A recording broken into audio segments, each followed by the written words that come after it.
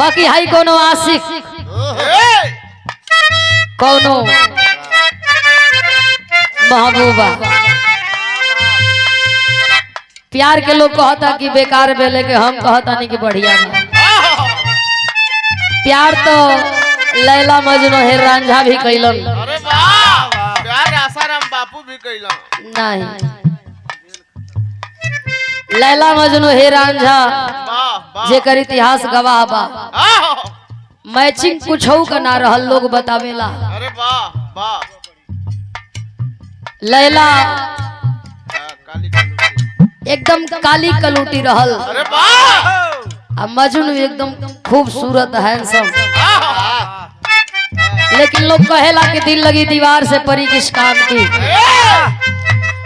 मोहब्बत नाम है किसका शुरू कहाँ से होता है, इसे पैदा किया है कौन खत्म कहाँ पे होता है। मोहब्बत नाम है मन का शुरू होठों से होता है, इसे पैदा किया है दिल।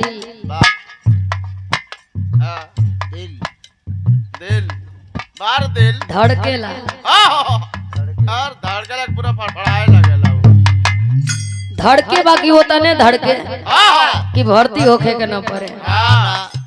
अगर कोरोना के सोई भर्ती करा देते आज बाकी आशिक कहता बड़ी नीमन चीज संतोष भैया बजावता।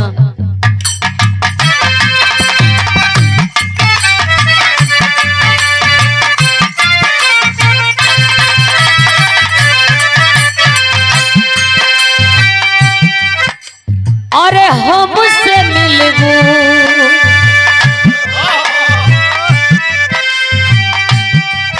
अरे हमसे मिलबू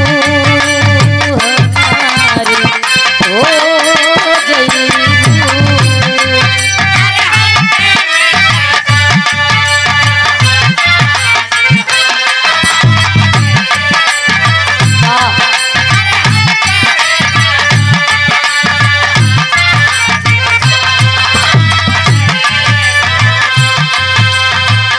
हमसे मिलबू हमारी हो जईबू।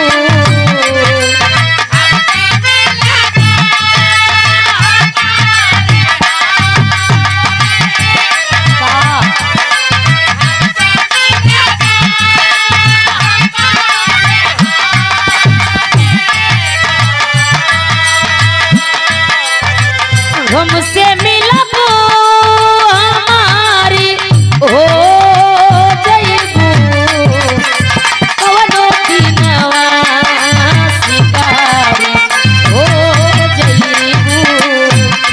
अरे कवनो दिनवा शिकारी हो जईबू।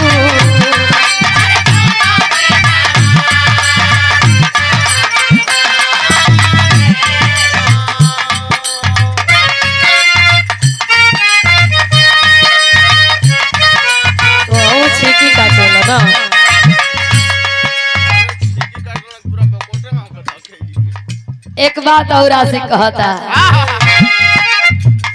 देखो मन में कोनो कष्ट होखे दुख होखे तकलीफ होखे हारमोनिया छोड़ के तू मैदान में चल जा।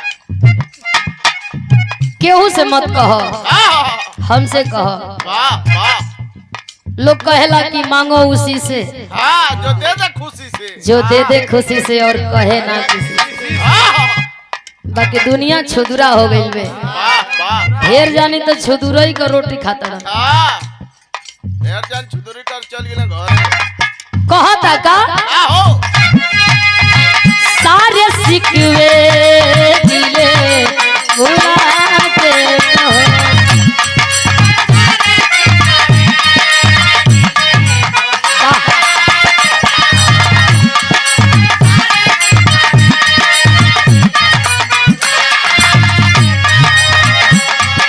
अरे सारे सिकवे दिले भुला के कहो।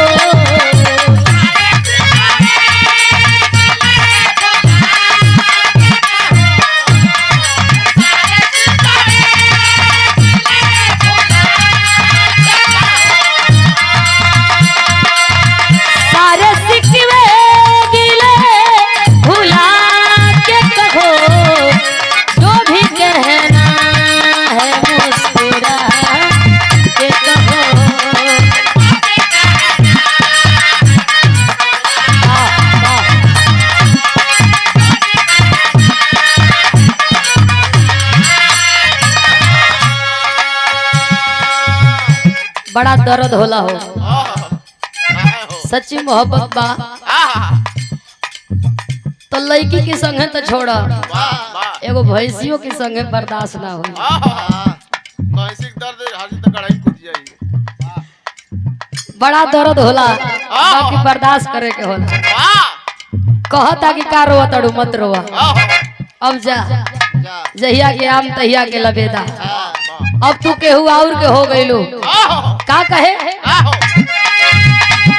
अरे अब का मतलब बाये रोवाई के। हाँ भैया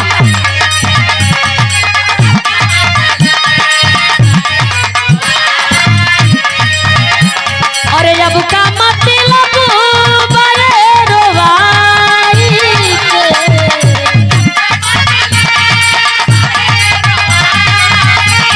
ओहो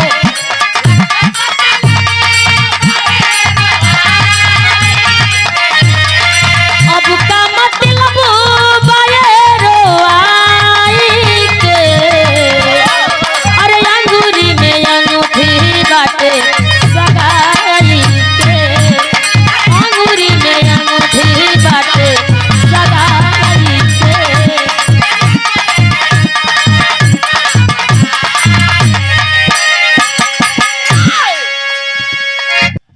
कहता हुआ आशिक सुना अरे पियावा के प्यार में बदल जईबू। ओहो वाह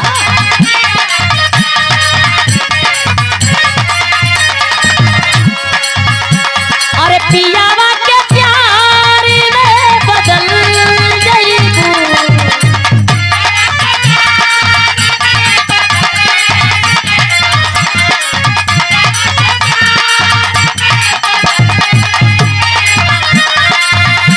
अरे पियावा के प्यार में बदल जईबू। अरे चढ़ी के डोली में तू निकल जईबू, चढ़ी के डोली में तू निकल जईबू। वाह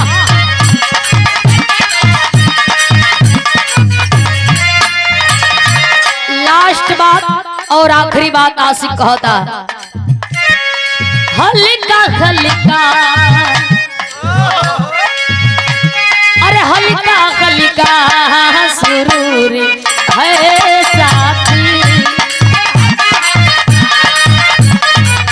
कहाँ भैया बा?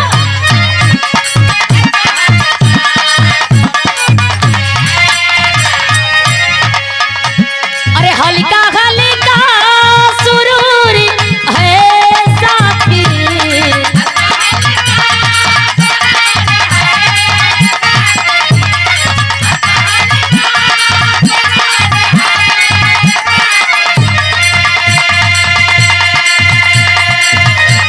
अरे हल्का हल्का सुरूर है साथी। अरे कुछ तो मतलब जरूरी है